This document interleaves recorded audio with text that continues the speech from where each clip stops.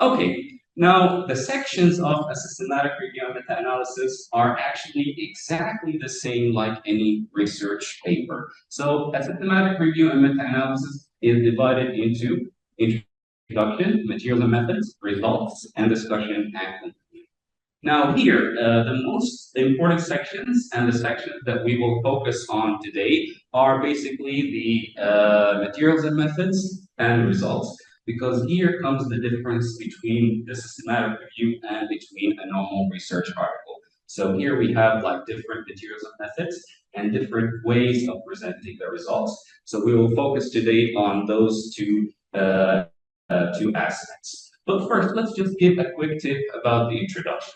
So the introduction of a systematic review and meta-analysis is exactly the same like a research paper. So I will start by giving some background about the topic, and then I will state the knowledge gap, like what is missing in the literature, what is still not being final, and of course, what the rationale behind having the study. And then I will state the aim of my systematic review and meta-analysis, which is basically to solve this research problem or to fill this knowledge gap, or basically trying to solve a question that we have.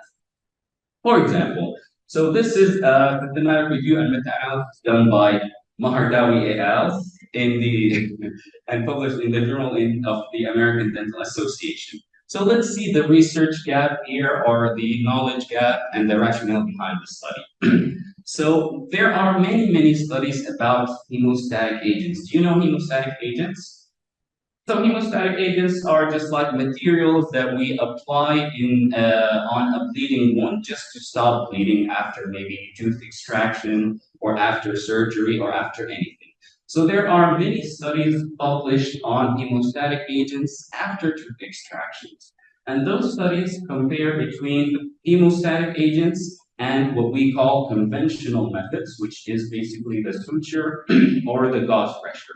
So those studies show that hemostatic agents give a small benefit. They just reduce the time to stop bleeding, and they reduce the post-operative bleeding events. It means the cases with bleeding. So when I apply hemostatic agents, I have shorter time to stop bleeding, and I have less or fewer bleeding events after the procedure.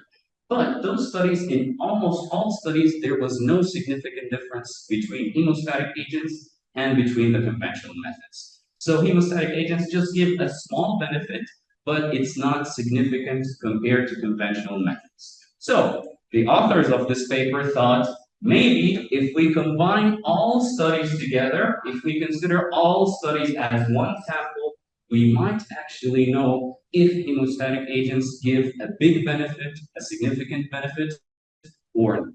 So, sorry, let's just admit. Okay, so yes, here is the knowledge gap that we can see in this study. So in previous clinical studies, researchers have suggested that hemostatic agents may provide advantages after tooth extraction.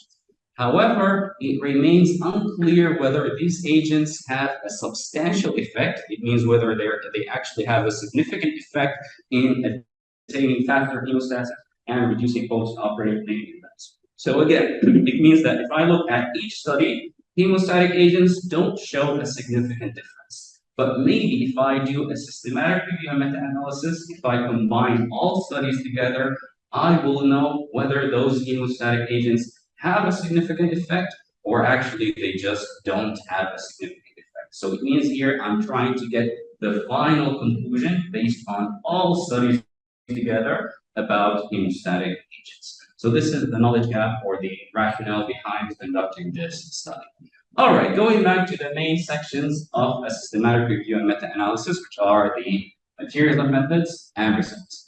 Now, as you can see here, some of the titles are the same because here it is similar to a research article. I just explained how I did this in the materials and methods, and I present the outcome of this in the result. So for example, I explained how I evaluated the risk of bias, which we will learn, and then I present the results of the risk of bias here. I explained how I did the meta-analysis, and then I present the results of the meta-analysis. I explain how I evaluated the level of evidence, and then I present the results of the level of evidence in my meta-analysis. Of course, we will explain those, so don't worry about not understanding this. Okay, now going to the materials and methods and the results. So if you want to do a meta-analysis or a systematic review and meta-analysis, you have several steps that you need to do. So first of all, you need to select your studies. Now, as we know, and just a reminder here, when I do a systematic review and meta-analysis, I do not include patients. I include studies that have patients or animals or any sample that I am looking for. So I want to select the suitable studies that fit into my criteria. The next thing, I will take the information from those studies. So I will take out or extract the data from those studies to make that nice table that I will show in my systematic review. So after I took out the data and extracted the data, then I will evaluate the risk of bias, which means I will say how good those included studies are. Are they of a good quality? Are they of a bad quality? Maybe they are clear, maybe they are not clear, something like that. Then I will do the meta-analysis, which is a step that sometimes we can do and sometimes we cannot do. Depends on the numbers provided in those included studies. And after that, I will evaluate the quality of evidence, which is, again, I will show how good the outcomes of my study are. So basically, are they good? Are they bad? Should we trust these results or not?